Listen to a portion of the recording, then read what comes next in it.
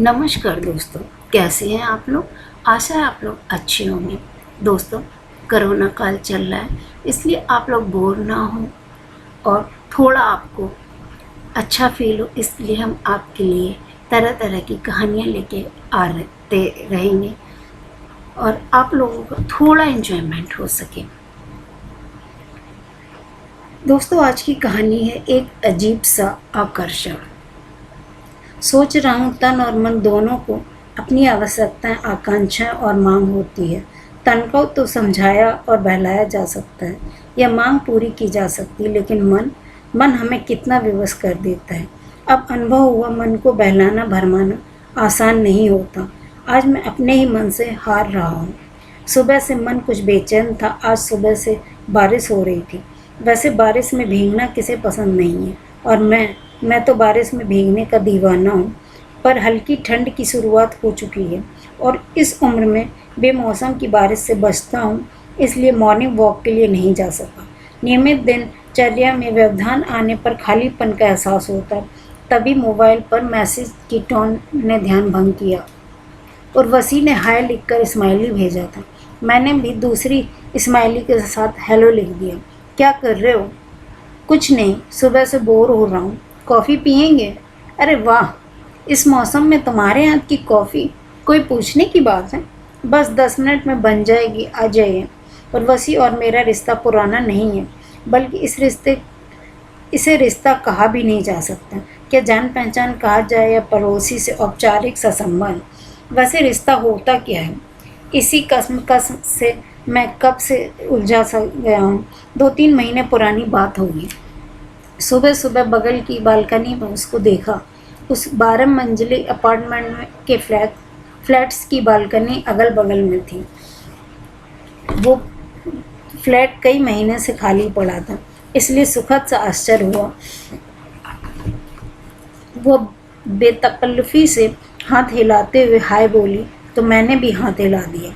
लगभग 35 वर्ष की आयु, खूबसूरती से सवारे बाल, गोरा रंग, तीखे नैनक्स, संतुलित देहयष्टि, काले रंग का लोअर, काली स्लीवलेस टी शर्ट और गले में गुलाबी टॉवल डाले पसीने से तरबतर वो शायद एक्सरसाइज करके फ्रेश हवा के लिए बालकनी में आई थी।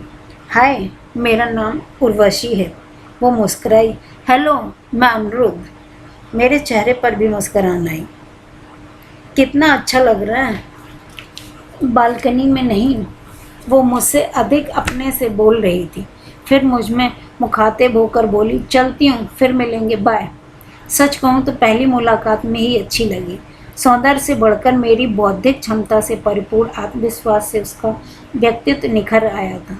मैं अपने नाम के अनुरूप वो पहली दृष्टि में ही किसी को भी आकृष्ट कर लेने की क्षमता रखती थी। मैं पिछले साल उप महाप्रबंधक के पद से रिटायर हुआ था और अकेलेपन से त्रस्त रहता था। अकेलापन भी ऐसा जो जीवन भर का दंश था। रिटायर होने के कुछ ही महीने पहले पत्नी निशा हमेशा के लिए साथ छोड़ गई थी। कहाँ तो दोनों प्लान बनाते थे कि रिटायरमेंट के बाद ये करेंगे, वो करेंगे, कहाँ कहाँ घूमने जाएंगे, पर ऊपर वाले के हाथों सब विवश हैं। दोनों बच्चे अपनी अपनी फैमिली में मस्त और व्यस्त थे। ऐसा नहीं है कि उन्होंने मेरा अकेलापन बांटने का प्रयास नहीं किया था। दोनों के यहाँ कई महीने रह चुका था, पर बेटे बेटी के घर कुछ समय तो रहा जा सकता है, लेकिन पूरा जीवन नहीं काटा जा सकता। जब आपका साथी ही ना हो तो जीवन अकेले काटना कितना कठिन हो जाता है। विशेषकर वृद्धावस्था में अकेलापन एक विडंबना है। पति पत्नी का रिश्ता इसी समय के लिए होता है जब हम दैहिक अनुभूतियों, प्यास, आकांक्षा, एहसास आदि से ऊपर उठकर आत्मा के स्तर पर एक दूसरे से जुड़ जाते हैं। पर नियत को बदलना हमारे हाथ में नहीं होता। साहित्यिक अभिरुचि के कारण मैं शहर की साहित्यिक संस्थाओं से जुड़ गया और विभिन्न प्रोग्राम्स, गोष्ठियों में व्यस्त रहने लगा। मैगजीन्स में कविताएं, कहानियां तो लिखता ही, नियमित डायरी भी लिखने लगा। हालांकि ये सब गतिविधियां निशा के खालीपन को तो भर नहीं सकती थी, पर मुझे भुलाए रखने में कामयाब जरूर थी, इसलिए अकेले रह सकता था। अगली सुबह कॉल बेल सुनकर मैंने दरवाज़ा खोला। सॉरी, आपको डिस्टर्ब कर रही हूँ? सामने उर्वशी थी। नहीं नहीं, ऐसी कोई बात नहीं, आइए। मेरा स्वर अभी औपचारिक सा था कि ऐसी ही किसी अप्रत्याशित परिस्थिति में हमें पारंपरिक लोग आत्मीयता प्रदर्शन कर पाने में विफल रहते हैं। बस मेरी भी ऐसी ही स्थिति थी। कॉफ़ी खत्म हो गई और सुबह सुबह ऐसी आदत है क्या? बिल्कुल मिलेगी। मैं भी कॉफ़ी का शौकीन हूँ। मैंने उसे कॉफ़ी का जार दे दिया। Oh thank you so much. उसके चेहरे पर उल्लास सा छा गया। शाम को उर्वशी मेरे लिए कॉफ़ी का नया जार लेकर आई। उस समय फुर्सत में थी तो बैठ गई। उसने बताया कि वो एक नामी विज्ञापन एजेंसी में कॉपी राइटर हैं। वह फ्लैट उसके एक सहेली ने खरीदा है जो यूरोप में रहती है। कई महीने फ्लैट खाली रहने के बाद उसने उर्वशी से कहा कि कोई अनजान टेनेंट रखने की से अच्छा तुम ही शिफ्ट हो जाओ। उर्वशी का कोई नियमित दिनचर्या नहीं थी। कभी देर रात आना तो कभी 2-3 दिन में आना। मैं अपनी ओर से रिजर्व रहता। यह औपचारिक सी बात है करता। हालांकि मेरी इच्छा इससे ढेरों बातें करने की होती थी। दरअसल वो खुद बहुमुखी प्रतिभा की धनी कलाकार तो थी ही। उसकी शख्सियत भी बेहद दिलचस्प थी। पिछले हफ्ते वो कुछ उलझन में थी। उसे चाय पर विज्ञापन बनाना था जो युवाओं को आकृष्ट कर सके। मैंने उसे आइडिया बताया तो वो चहक उठी। अगले दिन उसने बताया कि हम आपके आइडिया पर विज्ञापन बना रहे हैं। इसके बाद जब उसे समय मिलता तो हम साथ बिताते। ज़्यादातर ही वह मेरे फ्लैट में आती। जाने क्यों मुझे उसके घर में जाने में हिचक होती थी। एक दिन विवाह की बात पर वो हंसते हुए बोली, मुझे पुरानी परंपराएं पसंद नहीं हैं। ये सारी रस्म रीत रिवाज हम नारियों को गुलाम बनाए रखने की साजिश थी। पर आज की मुक्त नारी इन बेड़ियों को तोड़कर बिंदास जिंदगी जी सकने में सक्षम है। मैं एक फ्रेंड के साथ रिलेशनशिप में थी पर ब्रेकअप हो गया। वो ऐसे लापरवाही से बोली जैसे ब्रेकअप ही नहीं मोबाइल फ़ोन बदलने की बात कर रही हूँ। वैसे मैं आजकल की जीवन शैली में अनभिज्ञ तो नहीं हूँ, पर ये crush, live in, dating, breakup जैसी चीज़ें अजनबी ही लगती हैं। हमारे समय में तो लव मैरिज ही रोमांचकारी लगती थी। हालांकि मेरी और उसकी आयु में करीब 25 वर्ष का अंतर था, परंतु मैं एक अजीब आकर्षण सा महसूस करने लगा था। कभी खुद से पूछता क्या वो भी ऐसा ही सोचती है मेरे बारे में। ऐसे वैसे भी अभी भी स्मार्ट ही हूँ। और एक दिन उर्वशी भी यूं ही बोली ही थी कि मैं अभी 50 की भी नहीं लग कि मैं अभी 50 का भी नहीं लगता। उसका व्यक्तित्व, चुंबकीय आकर्षण, बिंदास अंदाज, मॉडर्न लाइफ स्टाइल मुझे सम्मोहित करते ही उसकी रोमांचक बातें भी लुभाती। उर्वशी न किसी औपचारिक संबोधन का प्रयोग करती, ना नाम से बुलाती, ना अंकल वगैरह कहती। मैं उससे दूर होने से भी डरने लगा था, पर ऐसा भी नहीं था कि मैं उसे अपना बनाना चाहता था। मैं खुद नहीं जानता था कि मैं क्या कहना चाहता हूँ। शायद उसका कारण यही था कि मैं ना तो बखूबी समझ पाया था कि वो क्या चाहती है और उस ख्वाब से टूटने से डरता था, इसलिए इतने ही रिश्ते में खुश था। बाकी कुछ अनाम रिश्ते होते हैं जो हमें बांधते नहीं बल्कि आज़ाद करते हैं, जिसमें हमारा अधूरापन तो पूरा होता ही है।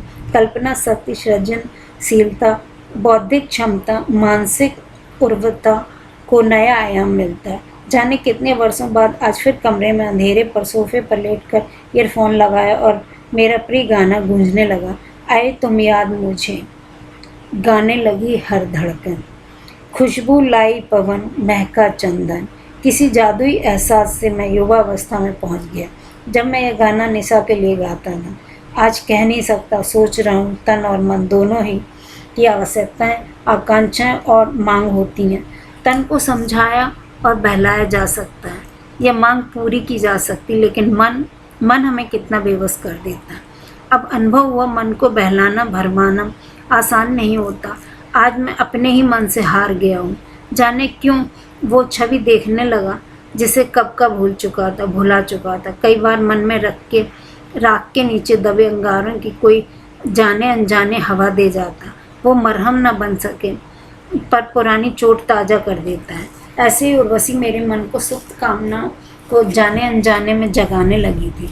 मैंने पुनर्विवाह के बारे में सोचा नहीं था, इसलिए नहीं कि भारतीय समाज और परिवेश में संभव नहीं है। यह साथी की आवश्यकता नहीं थी, पर साथी तो हो। मुझे नहीं लगता था कि कोई निशा की जगह ले पाएगी, क्योंकि 25-30 वर्ष पहले साथ रहकर बने पति पत्नी के रिश्ते के साथ कोई ले नहीं सकता। दीर्घकाल के संवाद, तालमेल, नोक झोंक, कहे अनकहे वादे, पारस्परिक समझ, कहा सुनी, सामंजस्य, दैहिक संबंध, अंतर्गता साथ बिताए लंबे जीवन से बने संबंध वृद्धावस्था में प्रेम का आधार होते हैं। वानप्रस्थ बेला में एक दूसरे के साथ रहने, बातें करने, सुख दुख बांटने का अलौकिक आनंद युवावस्था में नहीं समझा जा सकता। इस उम्र में किसी को पत्नी बनाकर मकान में लाया जा सकता है, पर घर या दिल में नहीं। ऐसा रिश्ता बहुत फॉर्मल सा लगता है, जैसे हॉस्टल में किसी रूममेट के साथ रह रहे हो। इसलिए मैंने पुनर्विवाह नहीं किया। उर्वशी काफ़ी बना चुकी होगी, यह सोचकर उसके घर पहुंचा। कॉफ़ी का मग उठाकर मैंने कहा, आज बहुत खुश लग रही हूँ। वजह जानकर आप मुझसे ज़्यादा खुश हो जाएंगे। उर्वशी के रहस्यमय वाक्य में मेरी धड़कनें बढ़ने लगीं। तो क्या बताने वाली है? कल मेरी मौसी आ रही हैं, आपकी एज ग्रुप की हैं और ये कविताएं भी लिखती हैं। आपको उनका साथ अच्छा लगेगा। मन हुआ कह दूं कि मुझको तो बस तुम्हारा साथ अच्छा लगता है, पर चुप रहा। अगले दिन उर्वशी अपनी मौसी को लेकर आई। हम दोनों दरवाजे पर ही एक दूसरे को पहचानने की कोशिश करने लगे। जया तुम? मेरा स्वर उल्लास से भर गया। तभी वो चौंक कर बोली, अरे अनिरुद्ध, तुम? लीजिए, आप दोनों को तो परिचित निकले, अब मेरी क्या ज़रूरत है, कहकर उर्वशी चली गई। कितना अजीब होता है हमारा मन। उस समय उर्वशी के जाने का जैसे मुझ पर कोई असर ही नहीं हुआ, न मैंने उसकी ओर देखा। जया और मैं कई वर्ष साथ पढ़े थे। समान रुचियों और स्वभाव में गजब की साम्यता हम दोनों एक दूसरे के साथ के लिए बने थे। दोनों ने केवल कविताएं लिखते बल्कि दर्शन शास्त्र, पॉलिटिकल साइंस पढ़ते और बौद्धिक बहस करते थे। जया के पिता न होने के कारण 2 छोटी बहनों की जिम्मेदारी ने उसे ग्रेजुएशन के बाद शॉर्ट हैंड सीखकर नौकरी करने पर मजबूर कर दिया था।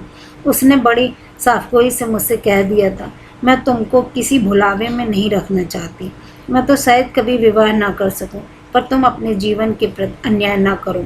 कायरता कहा जाएगा। व्यवहारिकता या परिवार की अपेक्षा मैंने विवाह कर लिया था।